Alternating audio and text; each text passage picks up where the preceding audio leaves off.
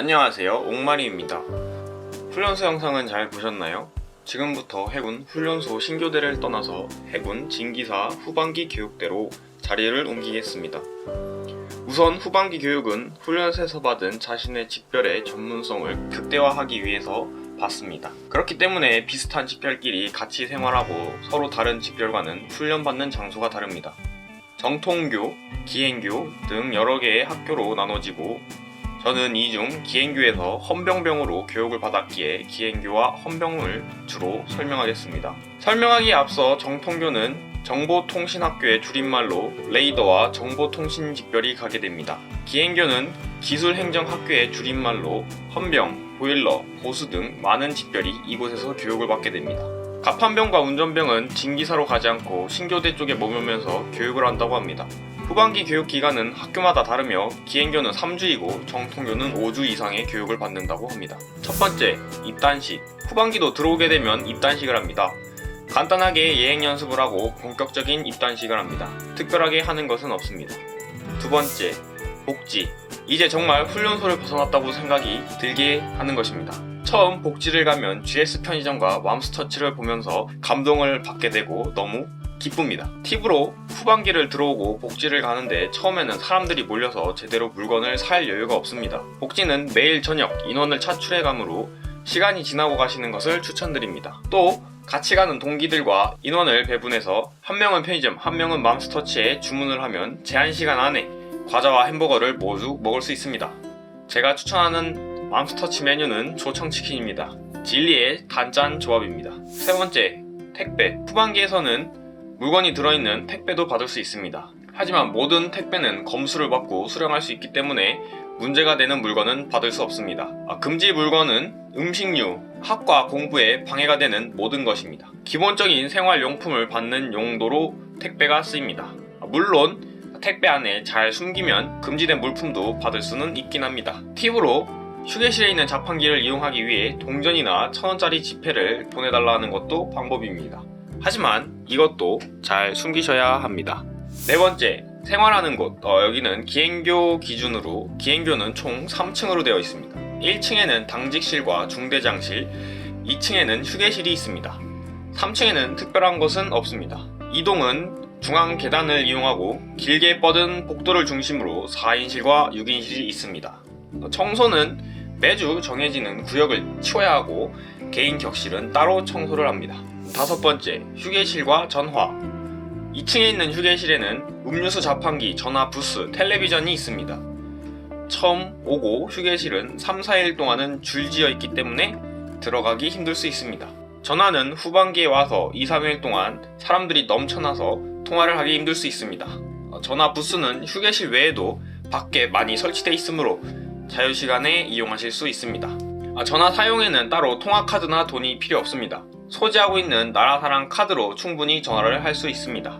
여섯 번째, 샤워 및 세탁. 처음 세면장을 가면 당황을 하는데 훈련소는 세면장과 샤워장이 나눠져 있었지만 기행교는 하나로 합쳐져 있습니다. 또 옷도 따로 둘 것도 마땅치 않기 때문에 매우 불편합니다. 세탁은 세탁실이 따로 있습니다. 각 층에 하나씩 있으며 세탁기는 6대 정도가 있습니다. 팁으로 세면 시간이 되면 가장 먼저 가서 씻으면 사람들이 별로 안 들어옵니다. 둔 옷도 젖거나 다른 동기와 옷이 섞이는 일도 발생하지 않습니다. 약간이라도 늦으면 사람들로 분빈이 적절한 계획을 해야 합니다. 세탁은 시간이 생명입니다. 세탁기가 비어있으면 재빨리 세탁물을 가져와 돌리고 끝나는 시간에 맞춰서 세탁물을 가져가는 것이 좋습니다. 세탁물을 가져가는 시간이 늦으면 한쪽에 뭉쳐있는 세탁물 중에서 자신의 세탁물을 골라내야 하는 상황을 맞이하게 됩니다. 여기서 옷이 없어지는 것은 당연한 일입니다. 일곱 번째, 갑판당직. 배에서는 갑판당직이라 해서 경계당직을 서는데 후반기에서부터 연습을 하는 것 같습니다. 취침 시간부터 일찍을 시작으로 2명씩 한 층을 담당하고 2시간씩 당직을 씁니다. 후반기 동안 3번에서 4번 정도 갑판당직을 서게 되는데 첫 주는 군기를 잡는다고 당직 하사들이 순찰을 빡세게 돕니다. 눈치를 봐서 몰래 자는 방법을 터득해야 합니다. 여덟 번째, 중대장. 기행교에는 중대장이 총 3명이 있습니다. 24시간씩 바뀌며 과실을 폭격으로 때리는 중대장과 착한 중대장, 그 중간인 중대장이 콤비를 이루어 움직이는 것 같습니다. 과실 폭격기의 경우 점호를 철저하게 하는데 없는 먼지까지 만들어서 과실을 주니 이때는 훈련소에서 청소했을 때보다 더 깨끗이 청소를 해야 합니다. 9번째, 하사들과의 생활. 후반기에서는 훈련소에서 몇 번 만났던 부사관 후보생들의 진화체인 하사를 만날 수 있습니다. 바로 앞 건물에 살기 때문에 정말 많이 만나고 여러 가지로 부럽기도 합니다. 하사들은 저녁 시간에 풋볼을 하거나 휴대폰을 만질 수 있기 때문에 병들과는 차이가 많이 납니다. 후반기에 몇몇 하사의 경우 훈련소를 수료하고 하사를 달았다는 생각에 병을 무시하는 사람이 있습니다. 시비를 턴다고 해서 상대하지 말고 중대장에게 보고합시다. 지금 생각하면 시비를 터는 게 땡땡땡 소리가 자네가 주임원사인가? 랑 비슷한 느낌이지만 어쨌거나 상급자이기 때문에 시비를 걸면 안됩니다. 자대에서는 짬낮은 중사까지는 형동생을 합니다. 10번째, 당직 하사. 후반기 하사 중 선출된 인원이 당직 하사를 합니다. 당직 하사는 중대장을 도와서 후반기 훈련생을 지도합니다. 훈련소에서 소대장 비슷한 포지션입니다. 처음 보면 사람이 왜 이렇게 화나있지? 하고 생각이 듭니다. 하지만 화를 내는 것이 힘들어서 그런 거니 참고 넘어갑시다. 11번째, 훈련병 전령. 전령은 훈련소에서 소대장 훈병과 같은 포지션입니다. 당직 하사를 도와서 당직시에서 일을 처리합니다. 방송, 청소 인원 분배 등 여러가지 일을 합니다. 엑셀이나 문서에 자격증을 가지고 있으시면 한 번씩 도전해 보십시오. 양호가 기다리고 있습니다. 또 당직 하사와 자주 있다 보니 친해져서 약간의 특전도 있습니다. 12번째, 점호. 기본적으로 점호는 군대 어디서든지 빡셉니다. 그 중에서 과실 폭격기 중대장이 가장 심합니다. 모든 객실, 모든 방을 들어가서 중점상을 포함해서 구석구석 모든 것을 들춰보고 확인해서 과실을 줍니다. 정말 완벽한 청소도 이 사람 앞에서는 그저 먼지가 많은 방일 뿐입니다. 착한 중대장도 조모가 빡세지만 중간중간 확인을 하지 않는 방이 있다던가 오늘은 빨리 끝내고 자자는 경우가 종종 있습니다. 반반인 중대장은 특별한 일이 없으면 착한 중대장과 비슷한 정도로 점호를 돕니다. 13번째, 종교. 후반기 때는 매주 수요일, 일요일 종교를 갑니다. 개신교와 불교는 진기사 내에 따로 건물을 가지고 있지만 천주교는 신교대에만 있기 때문에 천주교 인원은 버스를 통해 이동합니다. 종교에 가면 자신의 기수 바로 아래 있는 훈련병을 볼 수도 있습니다. 그럼 너무 불쌍해서 웃음이 나옵니다. 종교에 가기 싫다면 따로 빠져서 자습을 할 수도 있습니다. 저는 종교를 한 번만 가고 모두 다 자습을 했는데 눈치를 봐서 책상에 기대서 잠을 잤습니다. 자는 건 걸리면 과실이니 조심하셔야 합니다. 14번째, 담배. 흡연자들에게는 천국과도 같은 순간입니다. 복지에서 담배를 살 수 있고 자유시간에 마음대로 흡연을 할 수 있기 때문이죠. 복지를 첫 번째로 간 날에는 흡연장이 연기로 쌓여서 사람을 볼 수 없을 지경입니다.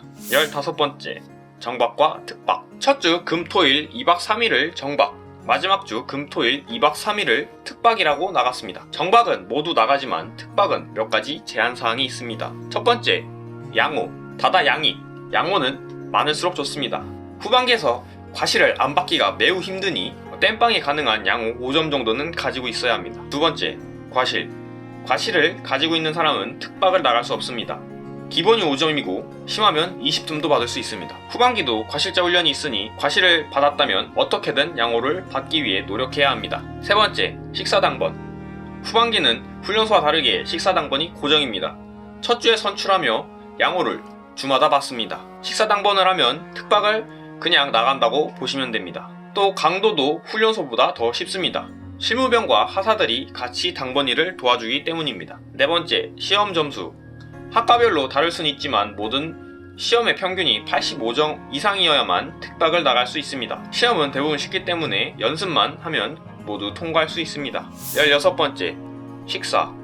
식사는 종합적으로 맛있습니다. 물론 개인적인 의견입니다. 하사와 실무병들과 같이 먹기 때문에 먹는 구역이 따로 나눠져 있습니다. 종종 헌병들이 밥을 먹는 모습도 볼 수 있습니다. 17번째, 질병. 기본적인 약은 후반기 건물 내에서 다 받을 수 있지만 심한 감기나 크게 다쳤다면 당직 하사나 중대장에게 보고하면 따로 아픈 사람들을 모아 회의원에 갈 수 있습니다.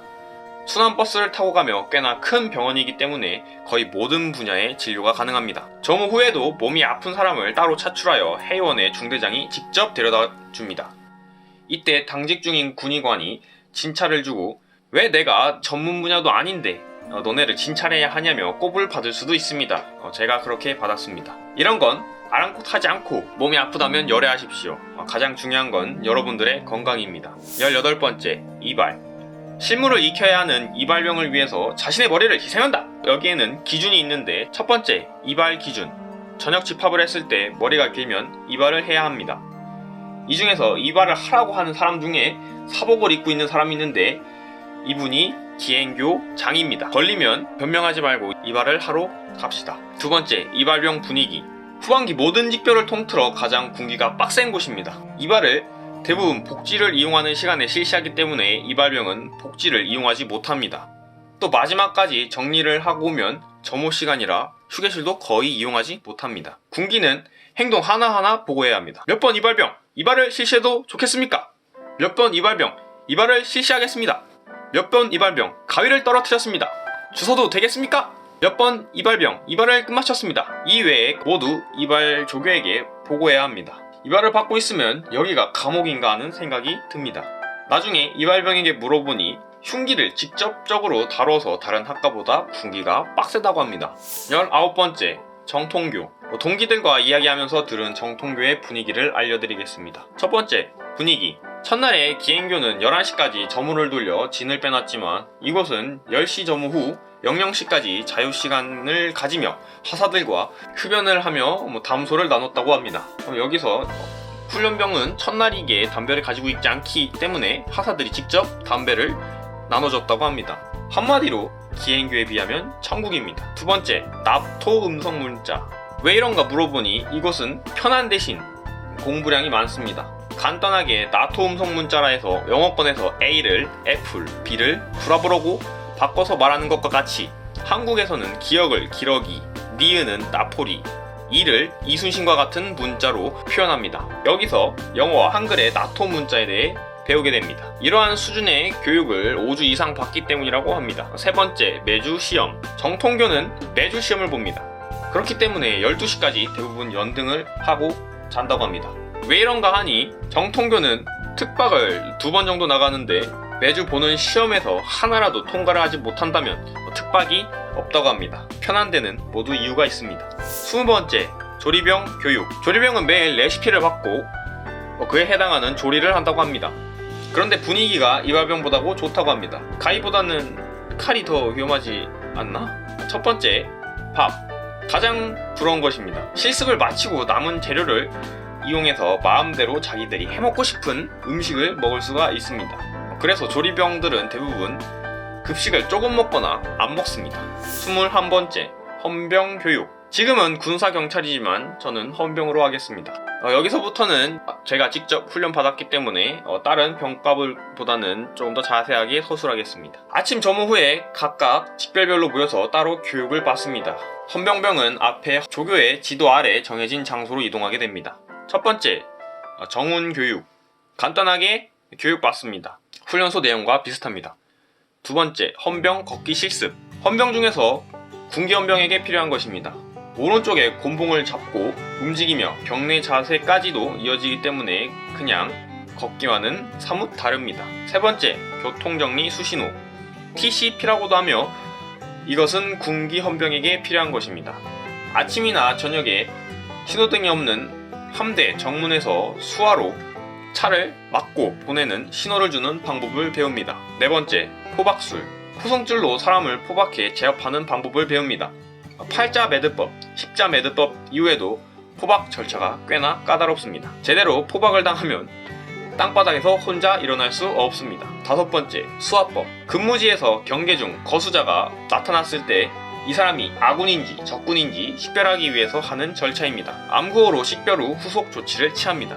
최근에는 케이블 타이로 포박을 한다고 합니다. 여섯 번째, 사격술. 훈련소에서 사격 전에 배웠던 것과 함께 간단한 탄도학과 여러 총에 대해 배웁니다. 일곱 번째, 총기 분해 결합. K2 총기를 분해하여 부품의 명칭을 알려주고 결합을 연습합니다. 분해 결합을 빠르게 하기 위해 연습을 많이 하셔야 합니다. 여덟 번째, 사격.